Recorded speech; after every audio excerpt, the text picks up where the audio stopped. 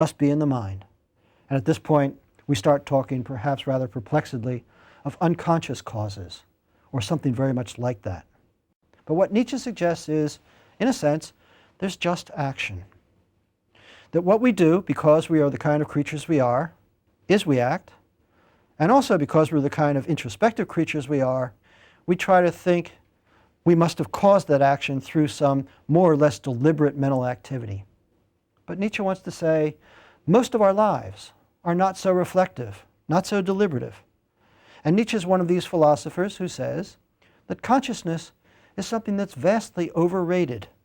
He doesn't, as Kierkegaard and Dostoevsky do, treat it as a disease. Nevertheless, he sees that most of our behavior is not conscious, not reflective, not deliberative. We just do it. And we do it because of the kind of creatures we are. First of all, of course, we're biological creatures. And here that sort of image of the lambs and the birds of prey comes back into focus. There's a sense in which what we do as a matter of necessity. To explain our actions is perhaps, first of all, to explain motives, but more importantly, it's to explain it in terms of our habits, our characters, the kinds of creatures we are, and the age-old philosophical routine of trying to justify actions is something Nietzsche simply puts aside. We've spent too much time judging, he says, and we spend too much time justifying. There's a sense in which we do what we do because of what we are, and insofar as we do have control over our actions, it's by way of cultivating a new set of automatic actions, which is what we call our character. When Nietzsche talks about fate, one can think of this, in terms of the ancient Greeks, as a rather crude notion. For example, in Sophocles' great play, Oedipus the King, Oedipus the Tyrant, we have a very clear picture of fate as some sort of mysterious, invisible hand, if you like, which is actually reaching down and intruding on human behavior. Oedipus is told his fate is to marry his mother, kill his father. He takes every possible step to try to avoid this situation, but of course it comes through anyway. And one wants to say, fate is like this invisible hand that makes things happen quite to the contrary of our desires and intentions. One can find such a notion of fate in the Greek traditions, of course, but I think it's a mistake to simply see it as this mysterious force. Rather, looking back to Heraclitus, Nietzsche's favorite Greek philosopher, one might say fate really is character. And so when we talk about fate, what we're often thinking of is not something mysterious outside of us, but rather just the person we have become, and to a large extent, the person we were born to be. Nietzsche says in one of his wonderful little bits of advice in Gay Science, give style to your character. It's a great art. And what he has in mind is that it's true. We are born with a certain character, a certain personality, but nevertheless, what is within our resources is to shape it, cultivate it, according to our fashion. This doesn't mean that we have free will in the objectionable sense.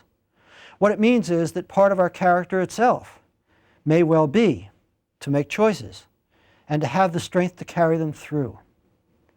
But all of this comes back to a notion of fate which is in many ways much more primal. And it doesn't have to do with being born as a particular person with a particular character and so on, as much as it really has to do with just being born, being alive. There's a sense of existence we talked about in Kierkegaard, in which what's important is to be passionately aware of yourself and your possibilities and essentially pick yourself up through your choices and determine whom you're going to be. Well, Nietzsche doesn't have that notion of choice, and he certainly doesn't have that notion of freedom, as we've seen. Nevertheless, that notion of being passionate about one's life, about a very special notion of existence, which is not just going along with the crowd, which is not just existing, but something very special and characterized by passion, is something that's central to his philosophy too. He has an idea. He sometimes calls it his greatest idea, but Nietzsche says that about several of his ideas. It appears in some of his early work, but reoccurs in Zarathustra, in Gay Science, and in some of his late works as well, which has the odd name of the eternal return or eternal recurrence. On the one hand, again, it harks back to ancient times. The very early Greeks had a mythology in which time was circular and repeated itself rather than time as in the Christian mythology in which time is a single dimension that goes from the beginning till eternity. One also finds this notion of eternal recurrence in the mythology of the ancient Hindus, who believed that time was like a wheel, and of course with their doctrine of reincarnation, believed that things happened over and over again. Nietzsche toys with the possibility of a scientific proof of this dramatic image, but ultimately gives it up, never publishes it. What's much more important is to understand it as a kind of test, a test of one's own attitude towards life, a test of one's own ability to really live one's life without the kind of illusions and evasions that give rise to this notion of the otherworldly that he is so bitterly against. The way the test goes is something like this. Imagine if you had to live your life exactly as you have lived it, not just once, but over and over again. The repetition gives your life a certain kind of weight, gives each moment a certain kind of weight. And it's this notion of weightiness and lightness that Milan Kundera, in his great novel, The Unbearable Lightness of Being, toys with at the beginning of the book. That if something happens just once, we can say, "Whew, glad that's done with. It's over." But if something is going to repeat itself an infinite number of times, one is much less willing to say, okay, let's do that again. Well, the test is, how much do you love your life? How much are you consumed with regret? It's very important to be able to say, thinking this, as Nietzsche puts it, terrible thought, that one would grasp at this possibility of repeating one's life over and over again with enormous enthusiasm. And it's a sign of something pathetic if your response is, nah, I'd rather not do it at all. One thinks of Camus' character, Rousseau, who, when he is in his argument with the chaplain, conceives of the afterlife as nothing other than the repetition of this life, and who thinks of any moment of life as one which one could dwell on infinitely.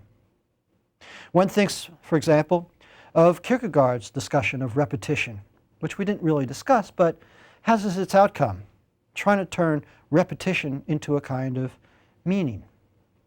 There's a sense in Nietzsche in which all the questions converge on the question of whether you really accept life itself, and that means your life. We all wish that in some sense things were different. We all wish that we had a different body, a different voice, a different culture. We imagine being born in a different time, in a different century. We imagine being richer than we are, healthier than we are. Nietzsche himself, of course, was a very sickly, even pathetic human being who fought with sleeplessness, horrible headaches, and various illnesses all of his life and died very young. Nevertheless, it's clear that what Nietzsche would reply, or at least what Nietzsche would like to have replied, to this thought of eternal recurrence is, how godly, how divine, that's what I want to do, to live my life exactly as it is, an infinite number of times. Now, one can take this in a number of different ways, and I think I've highlighted what is for Nietzsche the most important one. But it also goes back to this question about fate and free will, and the question about how one becomes who one is. Because in a sense, what this test does is it tests how satisfied are you with yourself. But it doesn't have to be totally fatalistic. On the one hand, Nietzsche celebrates what he calls amor fati, the love of life, the love of just being who you are, of having a life. At the same time, it's clear that eternal recurrence has a different implication. Eternal recurrence can be seeing what your life is like, seeing what you really don't like because you're not willing to repeat it, and then changing yourself, cultivating yourself, and becoming not who you simply are, but who you would be. There are all sorts of limits to this, depending on who we are and how we find ourselves and where we fit into our society. But fate here is not blind resignation to what will happen. It's rather acceptance of our limitations, and it's rather trying to make something of ourselves in accordance with who we already could be. Unlike Kierkegaard and Sartre, Nietzsche is quite ambivalent about the notion of responsibility. Nevertheless, I think we'd be making a huge mistake if we dismiss the notion of responsibility and responsibility to realize our talents from his philosophy, because after all, that's what it's all about.